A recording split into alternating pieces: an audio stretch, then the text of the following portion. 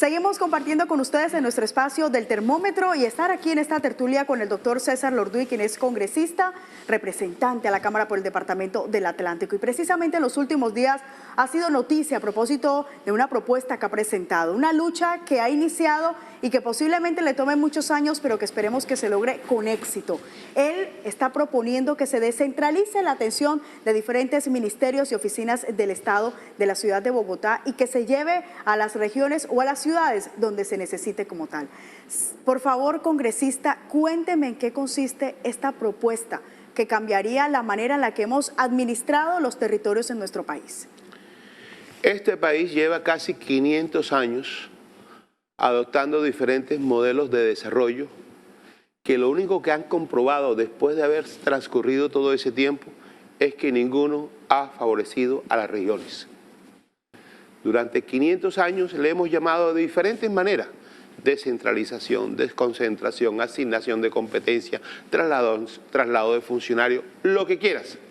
Pero lo real es que solamente ha logrado calidad y bienestar en la capital de la República y el resto de las regiones no han logrado unos niveles de desarrollo mínimo, por lo menos exceptuando de alguna manera u otra las grandes ciudades.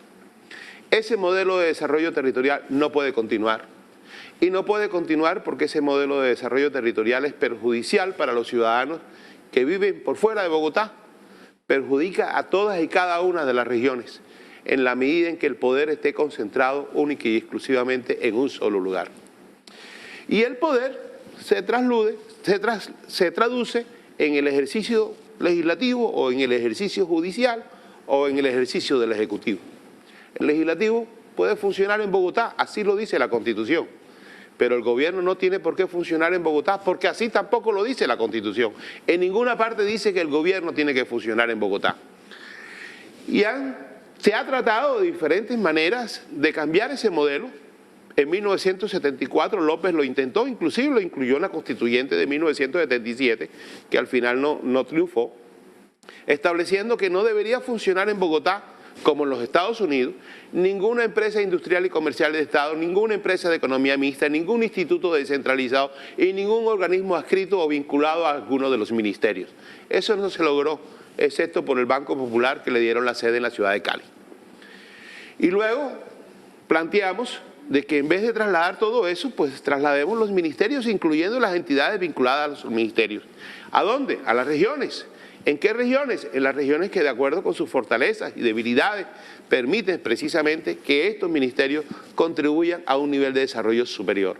Por ejemplo, ¿qué hace el Ministerio de Agricultura en Bogotá? ¿Desde cuándo un lápiz reemplaza a un arado? Los llanos orientales, por la zona agrícola, el eje cafetero, por excelencia, allí debería estar el Ministerio de Agricultura. ¿Y por qué, por ejemplo, las personas del Pacífico o las personas del Caribe tienen que ir a Bogotá a tratar un tema de puerto a 2.500 kilómetros de distancia o 2.520 metros más cerca de las estrellas, pero más lejos del mar? Y yo creo que ese modelo no ha logrado poder ayudar a las regiones que se desarrollen. Y algunos han planteado que a partir de este traslado del ministerio, ¿por qué en vez de trasladar los ministerios no pensamos mejor en trasladar la capital? Ya ese es otro problema. Pero lo cierto es que muchos países del mundo han adoptado uno u otro modelo. La mayoría se ha inclinado por trasladar la capital y otros se han inclinado por trasladar los ministerios. Yo creo que los ministerios sí deben trasladarse y esa es la prueba real y concreta, y no la carreta, de que la descentralización se traslade con recursos. Porque nada hacemos con trasladar responsabilidades si no le damos recursos a las regiones. César, en este caso, ¿por qué dar la pelea por el traslado y no por abrir sucursales u oficinas en diferentes ciudades del país? Porque eso funciona, porque eso es lo que existe hoy en día. Los ministerios tienen a lo largo y a lo ancho del país un funcionario, dos funcionarios sin nivel de decisión, sin capacidad de recursos, con cero nivel de ejecución, no tienen absolutamente nada, son unos simples observadores y en otras oportunidades son simplemente firmones. Lo que necesitamos es que los territorios puedan tener los ministerios, porque a partir de los ministerios se empuja el desarrollo de esa región en los que, vuelvo, repito, tenga las características de una fortaleza. La región Caribe, por ejemplo, tiene fortaleza en materia de comercio, la región Caribe tiene fortaleza en materia de transporte, la región de los Llanos Orientales tiene fortaleza en el sector agrícola, Medellín y sus alrededores tiene fortaleza en el sector de la ciencia y tecnología, Cali tiene fortaleza en el sector del deporte, y yo creo que eso efectivamente puede contribuir al desarrollo de las regiones. Pero además no necesitas hoy la presencia física. Para eso están las teleconferencias, para eso existe el internet, para eso existen los medios de comunicación efectivos que permiten incluso que el presidente de la República en un segundo se puede comunicar con cada uno de sus ministros.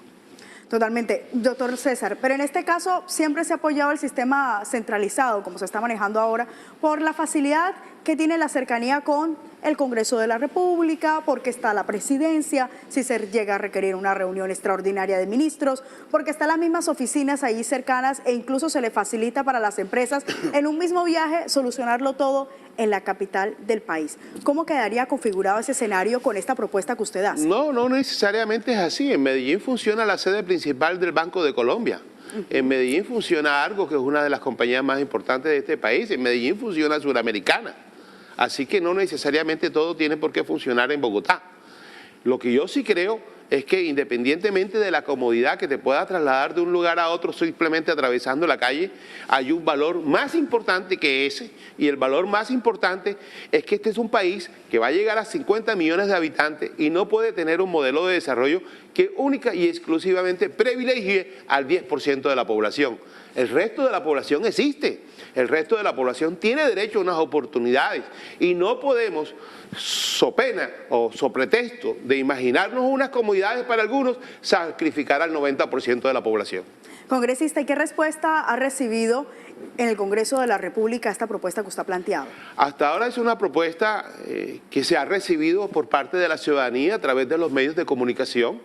Ya ha empezado a recibir algunas voces supremamente importantes, por ejemplo, como la del expresidente de la Cámara de Representantes, el doctor Carlos Chacón, del Partido Liberal, quien se suma a esta cruzada, la senadora Paloma Valencia, del Centro Democrático, que también se suma a esto, y en esa medida, estas personas con una capacidad de liderazgo en el Congreso pueden contribuir enormemente, que por lo menos la pelea la empecemos dando.